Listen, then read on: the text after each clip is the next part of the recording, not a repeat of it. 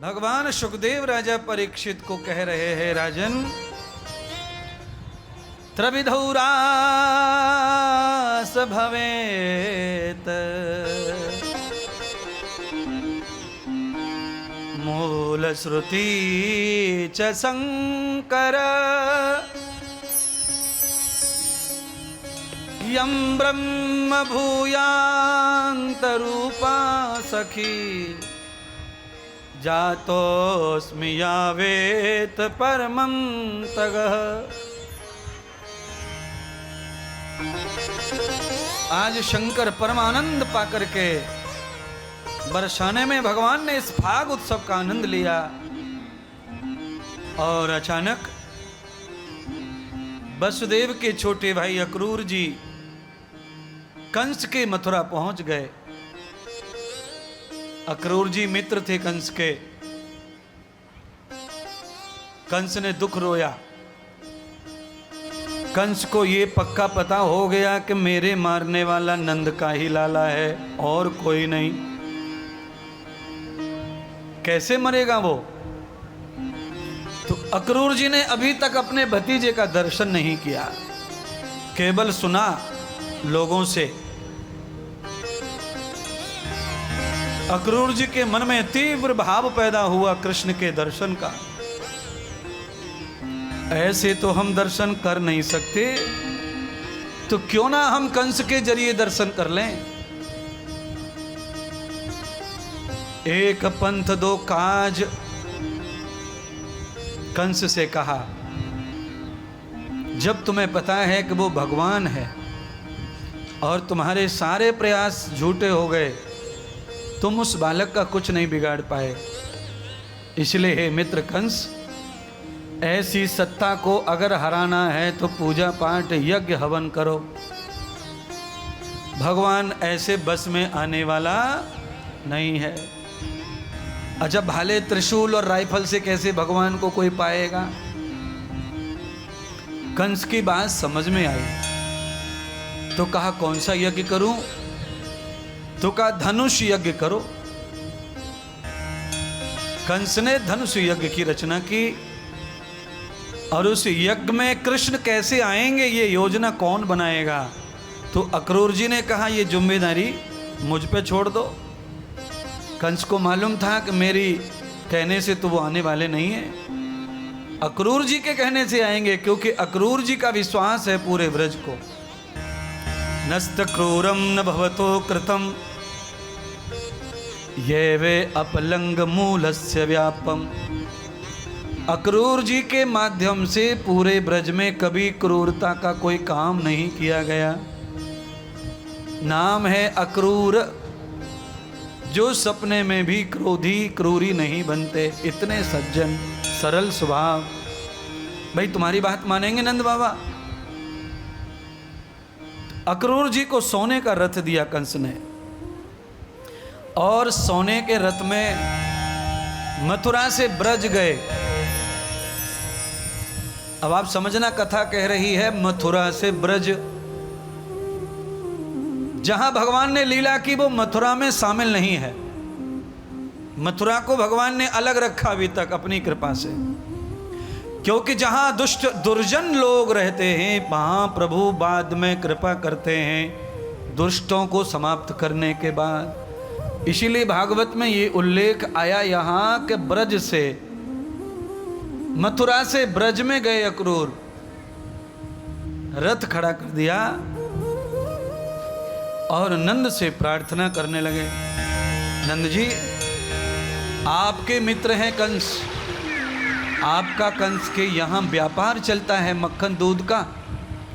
आज कंस राजा ने धनुष यज्ञ किया है और उस यज्ञ में आपको आमंत्रित किया है बाल गोपाल परिवार सहित। अक्रूर जी ने जब ये बात कही तो नंद बाबा अंदर ही अंदर खुश हो गए। अक्रूर जी, मुझे तो ये लगता था कि कंस हमसे नाराज हो गया होगा, क्योंकि हमने अपना व्यापार रोक लिया, व्यापार, और व्यापार रुक गया तो रिश्ते टूट गए होंगे। कंस थोड़ा मतलबी स्वभाव का था, पर कंस आज तक हमें इतना मानता है कि यज्ञ में हमें न्योता दिया है। और वो भी बाल गोपाल सहित। तो नंद तो भोले पवित्र दिल के थे, फट बात मान गए।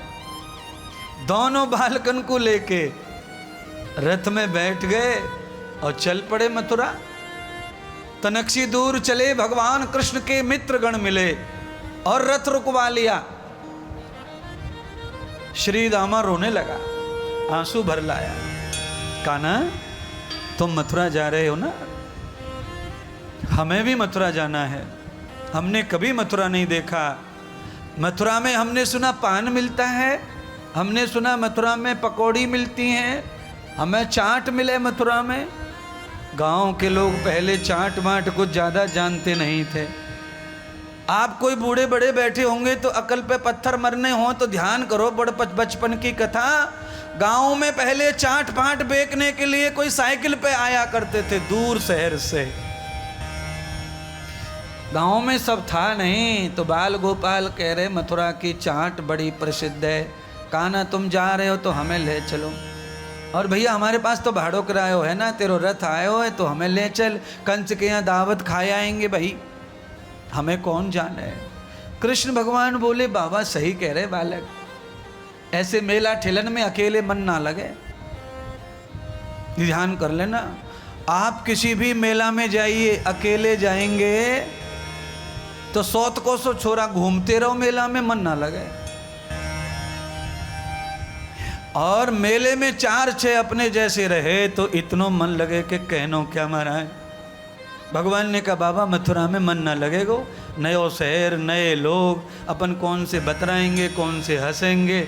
और हमारी बलराम भैया की आदत है कि बिना खेले नींद ना आवे, या पहलवान है। नंद बाबा ने कहा कि बच्चों की खुशी से बढ़ के क्या है, और वो कौन सा रथ गाड़ी घोड़ा मांग रहे बेचारे। यार दोस्ते चलो, बैठो बैठो बैठो। भगवान सबको बिठा के ले गए महाराज। मथुरा में पहुंच गए, सूर्य अस्त हो गया। भगवान ने रथ रुकवा लिया क्रूर जी से, काका रथ रोक लो। बगीची आ गई मथुरा में, बगीची पे रथ रोक लिया। नंद बाबा को उतारा, बाल गोपाल उतरे, सखा उतरे, सब नहाए ठंडे पानी से, कुइया से पानी भर भर के। और बाबा से कहा बाबा मामा के घर बड़ी भीड़ होगी, आज हम एक दिन पहले जाएंगे तो सोने बैठने को तकलीफ होगी, इसलिए आज यहीं रुको, सुबह यज्ञ में नहा धो के पहुंच जाएंगे। बाबा की बात समझ में आ गई, लाला बड़ा समझदार है। सुला दिया नंद बाबा को, खिला के माखन मिश्री रोटी, और पैर दबाए दोनों भैयन ने तो बाबा घर्राटे की नींद मारने लग गए। और जैसे ही नंद बाबा गहरी नींद में गए, गोपाल कृष्ण सब ग्वालन ने लेकर रात को छोड़ के निकल गए मथुरा में। काल करे सो नेक सी दूर पहुंचे। स्वामी रामचंद्र धर्मशाला के चौराहे पे वहीं कहा भयो भगवान की कृपा ऐसी भई कि वहां पे ही कंस को धोबी मिल गो।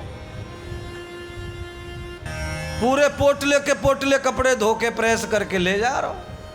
भगवान तो अंतर्यामी, उन्होंने पहचान लिया ये वही है जो हजारों वर्षों से घूम रहा है तड़पता तड़पता, आज इसका उद्धार करना ही पड़ेगा। भगवान ने कहा मैं कौन हूं? तो कहा मैं राजा कंस का धोबी। अच्छा ये इतने सारे कपड़े किसके? तो कहा राजा के।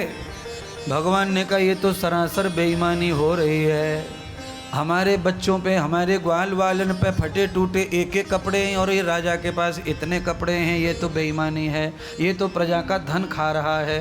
धोबी से कहा तुम्हारे राजा का कुछ नहीं बिगड़ेगा, इसमें से 10 जोड़ी कपड़ा निकालो हमारे सखाओं के लिए। हम शहर में आए और ये पुराने कपड़ों में शहर में आएंगे तो दुनिया नाम धरेगी गोकुल के छोरा गंदे।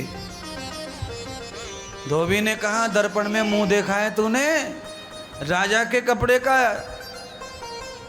हट चल ग्वाले। भगवान ने कहा ये त्रेता युग से अभी तक इसकी अकड़ भकड़ गई ना अभी तक, अब यह सीधो कर दो। भगवान ने आज उस धोबी के रूप में उसका उद्धार किया है। कहते हैं भगवान ने उसके बगल में गुलगुली की उंगली से, और सब ग्वालों को कहा कि तुम सब मिलके करो गुलगुली, और खोपड़े पे पोटला रखो कपड़न को, दोनों हाथ ऊपर। अब पोटला गिरे तो फांसी चढ़ेगो, और पोटला नहीं गिरा तो प्राण निकलेंगे गुलगुली से। भगवान ने हंसा हंसा के गैर होश कर दिया, कपड़े निकाल लिए हरे पीले लाल गुलाबी, और अपने ग्वाल वालों से कहा कि नए कपड़े राजा के कपड़े पहन के तब चलेंगे बनियन की गलीन में, घेवर खाए हुए सानू ने इनको हैं। अब तो बड़े बीमारी बन गई, सबरी रात पीसो और कुड़िया में सकोरो। 8-8 10-10 साल के मित्र और 50 साल के कंस को पेंट कैसे आवे, बड़ी मुसीबत। श्री दामा ने अपनी लंगड़ी वाली टांग डाली पेंट में तो सबरो डूब गोटे पेंट में, दी कहीं ना कहाँ गायब है वो चोरा।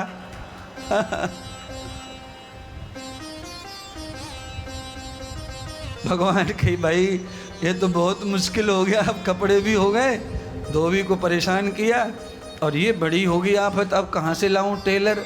अच्छा ईश्वर की तो लीला है, सोच ही रहे थे टेलर का, तब तक तो वहां आ गया दर्जी आ गया। अच्छा भाग्य से भागवत में 2 नाम सुदामा है, एक ब्राह्मण सुदामा और एक दर्जी सुदामा। नंद के लाला को पहचान लिया। क्यों परेशान हो भाई नंद के लाला, क्या बात है, तुम कौन हो? कहा मैं दर्जी हूं। तो आज हमारी एक सेवा कर दो, हम तुम्हें मनचाहा दक्षिणा देंगे। सुदामा ने कहा आप आज्ञा करो, क्योंकि भाई हम मथुरा घूमने आए, कल यज्ञ है राजा कंस के यहाँ, तो हमारे कपड़े ऐसे बड़े बड़े अच्छे नहीं लग रहे, जरा काट दो। भगवान सुखदेव कहते हैं राजन, आज उस सुदामा नाम के दर्जी ने भगवान की सेवा कपड़े सिल कर की, सब ग्वाल वालन को दूल्हा बना दियो। भगवान ने दर्जी का परम कल्याण कर दिया। ये कथा मैं इसलिए सुनाना चाहता हूँ कि दुनिया के जितने भी टेलर हैं वो कान खोल के सुन लो। आप खूब कमाओ दुनियादारी में, पर कोई ठाकुर जी का काम करवाने आवे तो मुफ्त में कपड़ा सिल के दे दो, ये भाग्य समझो अपना। परमात्मा कैसे कल्याण कर देंगे ना पतो चले। आगे की गली में गए, चारों तरफ मिठाई की दुकान, बढ़िया, थोड़े भगवान से प्यार करें अंदर से। खड़े हो गए महाराज, कोई बर्फी लेके, कोई कलाकंद लेके, कोई पान लेके। भगवान ने खूब खूब लक्ष्मी को वरदान दियो, भगवान खुश हो गए। आगे भगवान बढ़ते चले गए, कंस के महल के सामने पहुंचे तो वहां कुब्जा मिली। चंदन घिस रही थी कुब्जा कंस को लेप करने के लिए। जैसे ही नंद की टोली को देखा, सुबह 4 बजे ब्रह्म मुहूर्त में कुब्जा प्रसन्न हो गई। कुब्जा ने ऐसे बालक कभी सुंदर देखे ही नहीं मथुरा में। अबे राक्षसों के राक्षस बालक, इनको देख के क्या खुश होगी वो। आज ग्वाल वाल आए, कन्हैया और बलराम को देख के कुब्जा खड़ी हो गई और पूरा चंदन पोत लियो, पत्थर पे से कटोरी में ले लियो महाराज। बालकन के माथे पे चंदन ना दिखो, कुब्जा ने चंदन सब बच्चों के माथे पे लगाया, कन्हैया जी के माथे पे लगा के सबको प्रसाद दिया। भगवान ने चंदन लगाने के बदले में कुब्जा का शरीर नया कर दिया, हाथ घुमा दिया, पूरे शरीर पर शुद्ध कर दिया। श्रीमद् भागवत कथा कहती है बंधुओं, भगवान श्री लड्डू गोपाल को शुद्ध चंदन घस के पत्थर पे जो लगाकर अपने माथे पे रोज लगा लेते हैं, उनको कैंसर, टीबी, बीबी कोई बीमारी नहीं होती है, वो फिस रहते माना। बड़ी से बड़ी बीमारी दूर रहती है जो भगवान का झूठा चंदन माथे पे पोत लेवे। कौन है कुब्जा?